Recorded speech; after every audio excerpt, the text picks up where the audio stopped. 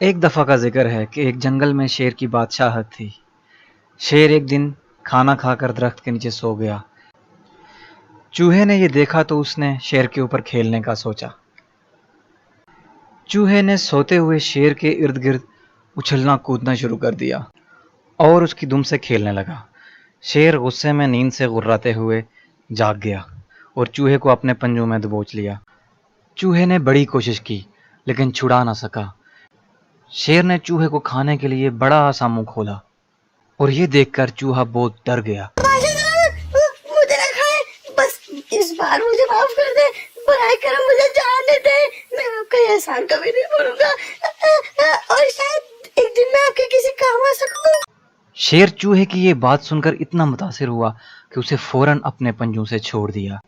شکریہ بادشاہ سلامت، بہت بہت شکریہ، میں آپ کا یہ احسان کبھی نہیں بھولوں گا۔ تم بہت خوش قسمت ہو میرے دوست کہ میں ابھی بھوکا نہیں ہوں۔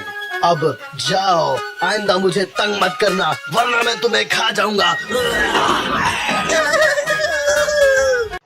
اب ہوا یوں کہ کچھ دنوں کے بعد شیر جنگل میں گھوم رہا تھا اور وہاں پہ پھرتے پھراتے شکاری پہنچ گئے اور شکاریوں نے شیر کو پکڑنے کے لیے جال بچھایا۔ شکاری درخت کے پیچھے چھپ کر بیٹھ گئے اور شیر کا انتظار کرنے لگے۔ جیسے ہی شیر جال کے قریب پہنچا، شکاریوں نے رسیاں کھینچ کر شیر کو جکڑ لیا۔ شیر غرانے اور خود کو چھڑانے کی کوشش کرنے لگا۔ شکاریوں نے جال مضبوطی سے باندھ دیا تھا۔ شکاری پنجرہ لینے واپس گاؤں چلے گئے۔ شیر زور زور سے غرا رہا تھا اور اس کے غرانے کی آواز چوہے اور باقی جنگل کے جانوروں نے سن لی۔ لگتا ہے بادشاہ سلامت مشکل میں ہے، مجھے ان کا احسان چکانا ہوگا۔ چوہا جلدی شیر کے پاس پہنچ گیا۔ بادشاہ سلامت، گھبرائیں نہیں، میں آپ کو مدد کروں گا۔ وہ جال پر چڑھا اور اپنے تیز نوکیلے دانتوں سے جال کو کاٹنا شروع کر دیا۔